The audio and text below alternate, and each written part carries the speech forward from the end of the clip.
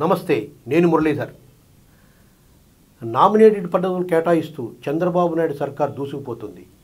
కూటమి సర్కారులో ఉన్న అన్ని పార్టీలకు సమన్యాయం చూపిస్తూ చంద్రబాబు నాయుడు తన రాజకీయ చిత్రతను చూపించుకుంటున్నారు.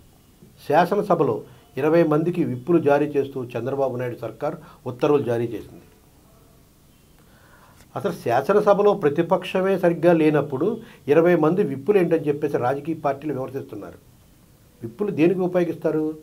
ఏదైనా బిల్లు ప్రవేశపెట్టినప్పుడు ప్రతిపక్షం గట్టిగా ఉంటే ఏదైనా అడ్డు పెడుతుందేమో అని చెప్పేసి వాళ్ళ బిల్లు పాస్ అవుతానికి విప్పుల ద్వారా విప్పు జారీ చేస్తారు. వాళ్ళ డ్యూటీ అది.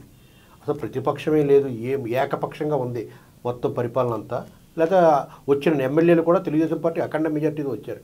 ఇప్పుడు 20 మంది విప్పులు ఇవ్వడం అంటే మరి చంద్రబాబు నాయుడు ఏ ఆలోచనతో ఇచ్చారు అంటే మనం చెప్పలేము.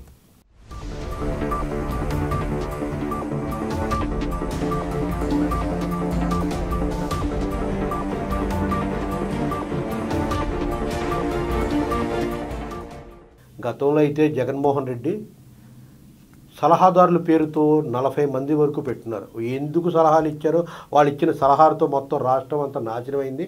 అతను కూడా నాశనమయ్యాడు. అటువంటి పని చేయకుండా ఈయన ప్రభుత్వం నుంచి విప్పు పేరుతో ఇచ్చారు. వాళ్ళ సలహాలు ఎవరో విప్పు పదవి అంటే డిప్యూటీ మినిస్టర్ క్యాడర్ అని చెప్తున్నారు. ఆ రకంగా వాళ్ళకి కావాలని కొన్ని సౌకర్యాలు, కొద్ది జీతభత్యాలు, కొద్ది గన్మెన్లు పెరుగుతాయి. దీనివల్ల రాజకీయంగా కొద్దిగా ఆయనకి ఇబ్బంది లేకుండా ఉండడానికి ఈ పని చేపట్టారని చెప్పేసి కూడా కొన్ని వార్తలు వినిపిస్తున్నాయి. అందులో కూడా అన్ని పార్టీలు సమన్యాయం చేసి చంద్రబాబు నాయుడు ఇందులో కూడా తన రాజకీయ చిత్రం చాటుకున్నారని అనుకోవాల్సి ఉంది.